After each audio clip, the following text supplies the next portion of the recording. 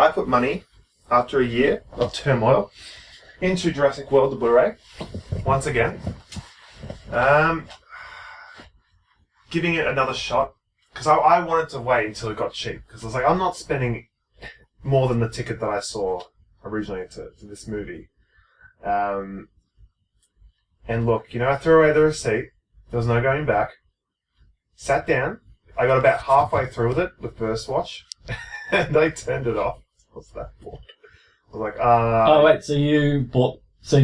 when was this? When did you buy it? I bought this about 2 weeks ago. Okay, and you tried it once, attempted... I attempted it once, and I was like, I'm hungry. I tried it once. You weren't in optimal film viewing conditions? Yep, the grammar is all over the place. But I got through about 40 minutes and I was just like... What point? Was it like a point where you're just like, I need to stop watching? Or were you just like, I'm hungry? When the Indominus Rex got out and it started causing chaos, that's when I was like, ugh, like, it's just so much shit going on now. That's what happens with me when I watch these kind of films. The build-up I always enjoy. I feel like, oh, the greatest dinosaur ever, oh yeah, oh, what's going to happen? And they lay out the foundation, but when it actually happens, it's like, ugh, like all the mistakes start coming out. Like the lady, like running in heels. Like they take soldiers with little guns to go against the dinosaur. It's like, come on, like there's got to be better equipment that you've got. So that's when all the flaws and all the I start thinking, okay, what would I do if a dinosaur escaped? I wouldn't send 10 troops against it. I wouldn't, I would have different measures. And so the mystery and the build-up is what I like. So once it got out, I was like, oh, I gotta go through the dinosaur fights. I gotta go through all the fucking, this water monster eating it. And Jimmy Fallon. I was like, oh, no. I think Jimmy Fallon was my cutoff point. But I was saying before, things I still hated was the two kids. Their family's going through a divorce. They're well aware of this. The older brother does not give a shit about his younger brother's emotions. He's got a girlfriend, and he doesn't care about her. He ignores her. She's like, all right, goodbye. Wait, the older brother has a girlfriend? The older brother has a girlfriend. I remember that part. But he treats her like shit. He's like, okay, that's whatever. He's like, she's trying to call him. He's like, ignore it, or whatever. He's looking at other girls blatantly in front of the younger brother, he's like, creepily looking. And the brother's like, if you don't say anything, nothing's going to happen. He's like, shut up. It's like your parents are going through a divorce. This isn't how it's supposed to be connected. It's dark. He's maybe what was if the father cheated on the mother? Now he's got a girlfriend cheating on the girlfriend. You see how dark it is? Secondly, Jimmy Fallon did not need to be in this film. Blatant advertising or something. I don't know. I really don't know why it was. Well, it's when you've got the wealth. When you're, when you're the host of the Tonight Show. Why was Bill Gates in? That would make more sense. Why would Bill Gates be in it? He's got enough money. He's so rich and he invests in so much. What happens if he's like, okay, I'm just going to spend $50 billion and I'm going to make dinosaurs? Not, Jimmy Fallon. Jimmy Fallon in. Yeah. Talk about the gyroscopes. Well, this is what I want to ask is about. So, this was supposed to be Jurassic Park 4. Mm-hmm. But it got stuck in development hell. So, what do you think went wrong? Why has it come out? Oh, I remember reading some articles about it. But that would have been probably 2014, maybe. Back in development. I think the director just doesn't know when to take a step back and look at the full picture. It's like, okay, maybe we're shoving too much in here. Maybe this is a bit autistic. Maybe this doesn't line up. It's like he's not human. He's like, okay, these kids are going through a divorce. Let's have the older brother flirt with other girls. Is that the director's fault or is that the writer's fault? Probably a little bit of both, actually. You need communication. Yeah. You need someone backstage who's like, oh, I've been in a divorce. Why would he cheat? Why would he try and cheat on the girlfriend? Well, I think, yeah. You're supposed to like these characters if they're the drive of the film. Yeah. I don't like them. I want them to die. You're rooting, but isn't Chris Pratt the main character though? Isn't that the point? Chris Pratt comes in later though. Do you think the kids they've done that so it's sort of like mirroring... You know how like Force Awakens mirrored the original Star Wars plot? Do you think they just put those kids in just to mirror 100%. the original Jurassic Park plot because those are two kids? It's marketing as well. So kids get to see the dinosaur. Mummy, buy me that $40 Velociraptor. Yeah. What? Velociraptor. What? Velociraptor. Can you say that again? Spell it.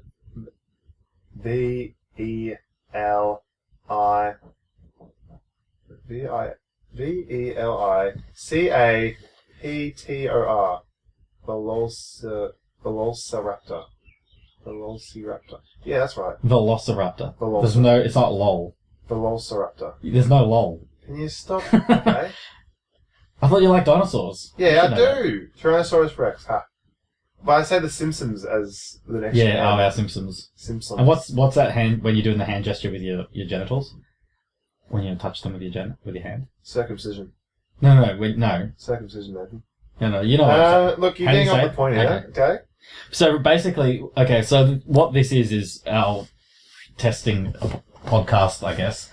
So your idea of a podcast is really just complaining about a movie that you didn't like it. Well, complaining so there's no, that's it. Complaining about a lot of things. And I want other people to listen to this who had the same complaints or other complaints. Is it like, is what this is like, it's like the dreams versus reality? Because you had big expectations for this movie.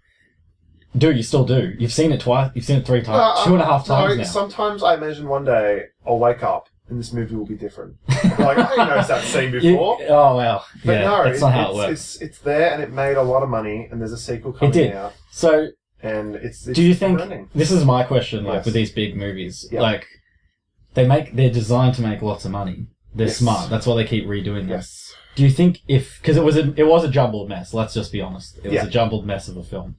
If it was more neat, like even the first one, well done. If it was a more neat plot, with the kids, like that storyline taken out and all that, would it have made more money? Or did it have like a limit? It was always just because it's Jurassic Park, it's going to make money. Because the thing is, we saw it anyway. Yeah. We found it disappointing, but the hype brought us in. Yeah. Well, that's the same thing. Yeah. I mean, like this next Spider-Man movie that's coming out soon. Yeah, well, I didn't see any. People are going to go see that because it's another. Can I ask, just tangent with that? There's only 2 with Andrew Garfield. What happened to the third? Wasn't it going to? Don't they make trilogies? What happened? Why is it just 2? I'm not too sure. Because I think I looked up the second. In the boot. I think the second one made a decent amount of money. Yeah. So why didn't they make the third one? Why they just rebooted it again? I'm a bit sick of Spider-Man because we had Tobey Maguire in the mid 2000s, the great trilogy. Mm-hmm. Sam always complains that she doesn't like it, but Sam being your girlfriend, we'll leave her out there. Andrew Garfield came in 2011 to 2014. Yeah, something like that. Yeah, but that was supposed to be like this another decade trilogy. But then they made another one. They're doing another one like next year. Another one like we've had 3 different trilogies. Well, it's not even no, but that's what I'm saying. There was only 2 of them. They didn't make the third one with the Andrew Garfield. Well, so what happened? They've gone on with someone else. But what I'm confused about wasn't because Spider-Man is in the Marvel world, isn't he? Yeah. Was that? Yeah, it is. No, he is Marvel, because Tony Stark, like Robert Downey Jr. was in the second one, wasn't he? Or was the new Spider-Man in the new? The new Spider-Man has Tony Stark. And so the new Spider-Man was in the Civil War. Wasn't there Spider-Man in one of the Marvel ones or Avengers too? He was in Civil War. The new Spider-Man, not Andrew Garfield. New one, yeah, the new guy. So he's been in. He's already been in a film. With Spider-Man before. It's all Disney's master plan. They chuck him in first. It's like, oh, he's Spider-Man, okay. But then they're like, okay, but he needs another film for himself. We've had 3 different Spider-Mans in 20 years. I can't handle it. I'm sick of Spider-Man. I know the story. Yeah. Old dude dies. But because are they going to reboot it again? We're really going to see it again, all again. I don't want to see it again. I like Andrew Garfield was alright. Tobey Maguire was my favourite. This guy doesn't look like Peter Parker. No. So you're going to call it now that it's going to be a fail of a movie? What do you think it'll? I think it'll be. It's always going to be successful, but I don't think it'll be as successful.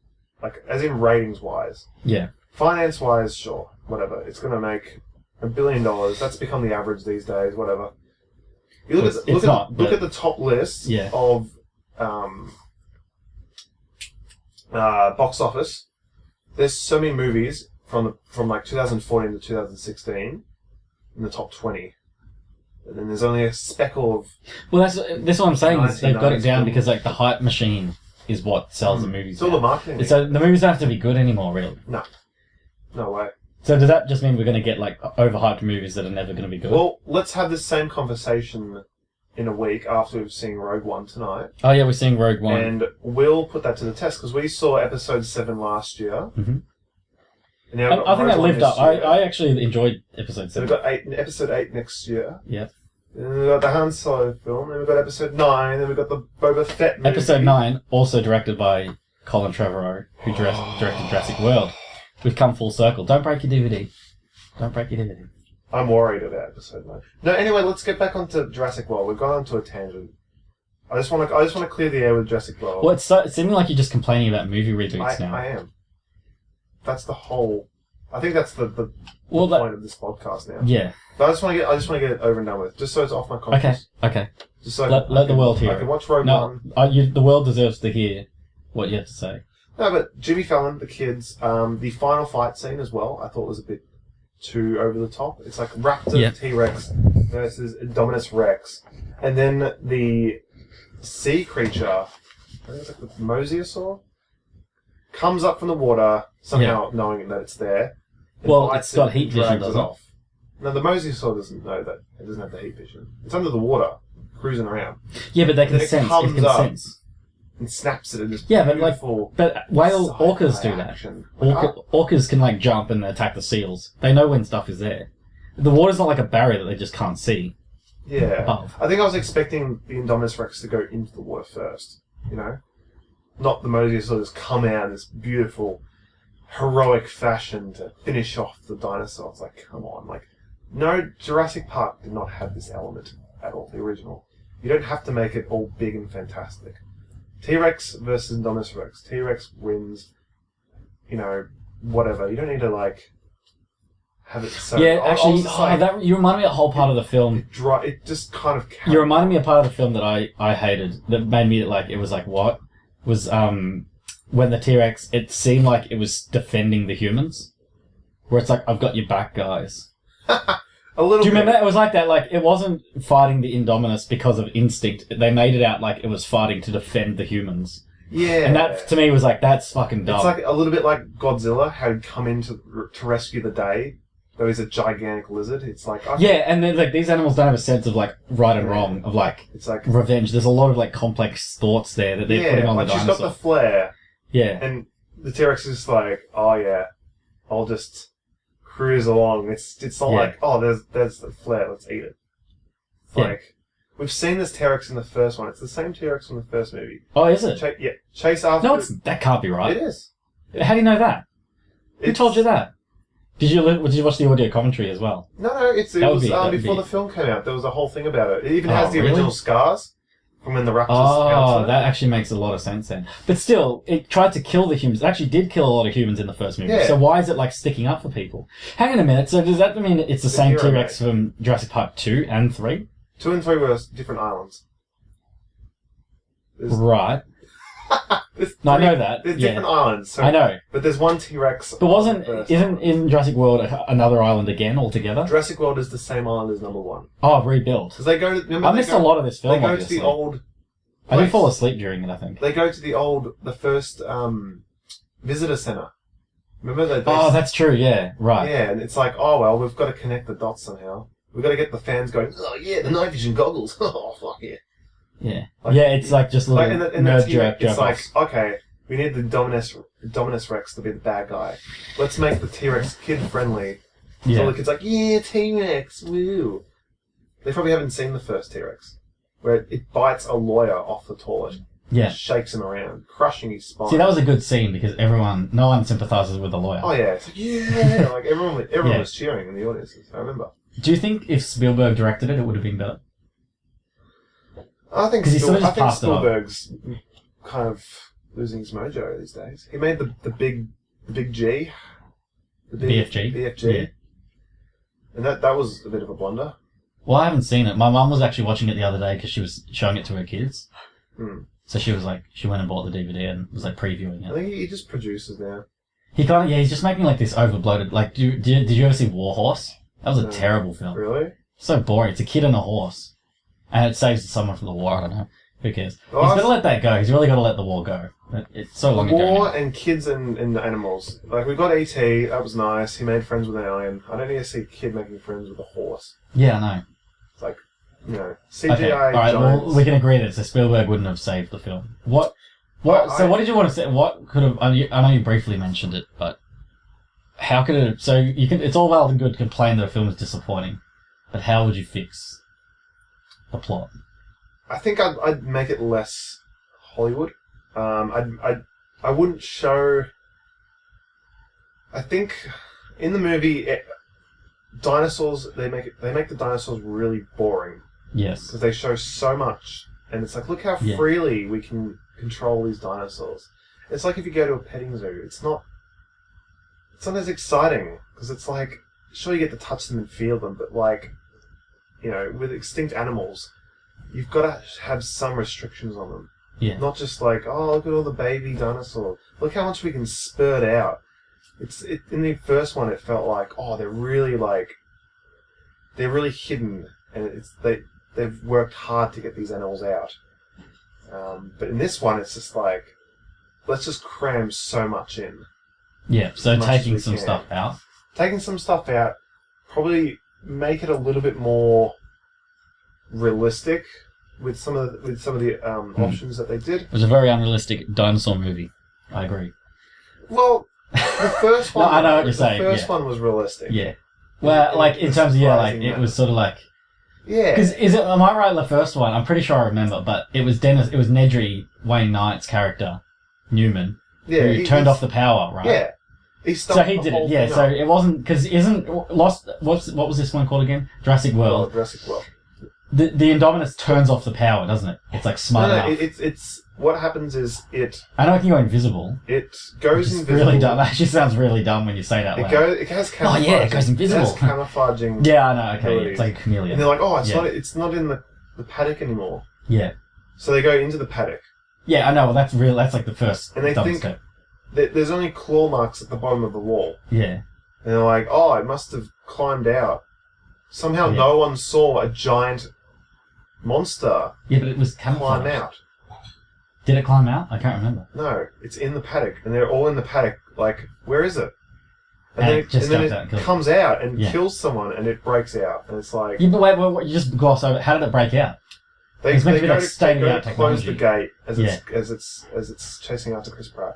Chris Pratt fits through, and the Dominus Rex just kind of smashes out as the gate's closing, but there's still a bit of gap. So it can still smash the gate anyway. Well, there's a bit of gap there for it to kind of squeeze through. Oh, so it's like, when an elevator's closing and you stick your foot in and then it opens it. Yeah. But it's that's real. So they got all this design. Because I remember the whole emphasis at the start of the film is that they're like, no, it's okay, it's safe now. We fixed our errors. Well, they clearly haven't. That comes back to the point I was making about how relaxed they are. And we see how open they are, to letting these dinosaurs out into petting zoos and all that. Yeah. In the first one, every dinosaur is behind bars, and they're really secure about it. But it's only to human fault that that the park stuffs up. Whereas this one, you've got this big T-Rex, super dinosaur. Yeah, but couldn't you say it's human fault because they've overstepped it again? They've built something. Well, they've gotten so cocky. But they haven't learned from their mistakes at all. Even though they're like, oh, we learned from John Hammond. But... So they really haven't. Which kind of is dumb, isn't it? It's like, no one was watching. But couldn't they have avoided the whole thing? They could have just sent a drone in to the cage. Well, that's it. They could have just sent a drone. 3 guys in. One just send a drone. One was overweight. Because a drone with a camera would do just as good a job. It'd do better because it could go between all the... It's got thermal as well. They can see, exactly. There's the dinosaur. So... Really, drone technology could have solved this whole thing. But they need an excuse for it to get out. But that's what I'm saying though, is that so the films now, they're just getting convoluted and ridiculous because they just need a plot to happen. They need something to happen. Because Jurassic Park 1 could have happened, they didn't plan ahead, that they didn't really think it through. Yeah, I mean, because the characters are warning. I think the best part of number 1 is Ian Malcolm was warning the whole time. Because in the book is really good because his character's pretty much the main character. Have you read it? I haven't read it yet. Read it, because he's like a genius mathematician. He goes through all these theories of chaos and all that. Yeah. And so it's got a really good reason to happen. I think just Jurassic Park, I think you just see how, like, human cockiness and just overconfidence. Hubris. Literature students. Like, hubris. It's just too relaxed and, like, it's too... You see too much of the dinosaurs, I think.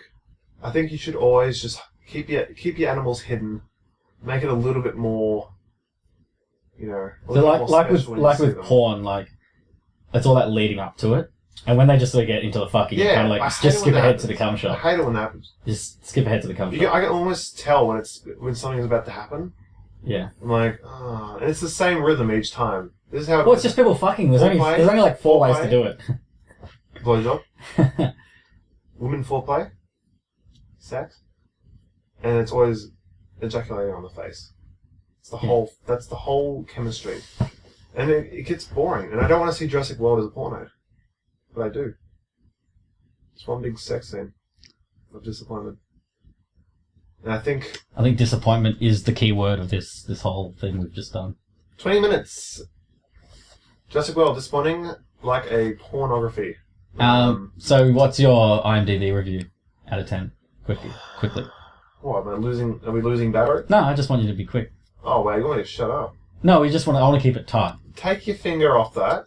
We can always... No, it's fine. Get your finger off the camera. Get your finger off. It's fine. I'm still recording, but we need to wrap this up. I'd give it a 6.9. Because that's a sex position. Classic. 6.9. Could have been twisted. You can't give it a 6.9. You can only give it a star rating out of 10, and then it's the average. 6.9 stars. No, you give it 6 or 7 stars. I'd give it. Is it worth 7? I'd give it 6 stars. Okay. 6 stars out of 10. So that's okay. That's above average. Barely. But yeah, okay. For such a big budget film and all that, it should have at least got a 7 or 8. It's just the small nitpicking as well. But like, if we the small nitpicking would be like Chris Pratt's gun is very. It's a lever action rifle with a scope. Yeah. It's very strange. Like, why would they give him a lever action rifle? Why not just a normal sniper rifle, like a modern one? It's like they're trying to make it like, oh, Chris Pratt's special gun, but really, logically, it's really random. Like, there's a scene where... If I'm getting bored listening to this, do you think the other people listening to this are getting bored? Well, you're going into great detail about a gun. I thought you were making... I was going to make a porn metaphor joke. It is a porn but you could have just quickly said Chris Pratt's gun was not up to scratch. It wasn't up to scratch, but then I had to give reason to it, because people... I think listening will be like, you're probably overestimating the amount of gun nerds we have. People listening to this will be like, wow, he's nitpicking about a gun. But no, I have to. It's the little things. It's the little things. Yeah. It's okay, and you can always edit this out. You've got the power. Shut up. I want it to be. There's a scene where the Indominus Rex is talking to the raptors to make them go against the soldiers, which is a great scene. They're firing rocket launchers and machine guns, automatics, while Chris Pratt is with the lever action going bang, bang, bang. It's like, it's so funny, and he's the main character, and he's like, oh, got this lever action shotgun. Why is it such a primitive gun? Why not just a normal machine gun? We're still on the gun. Alright. So you review six stars. 6 stars. Chris Pratt needs a better gun. Me. You know. Anything else? It was like a porno. Jurassic World was like a bad porno. That's all I've got to say about it. Thank you. Thank you. All right. 6 stars. Shut me out. 6 stars. What are we going to do next week? Oh, Rogue One.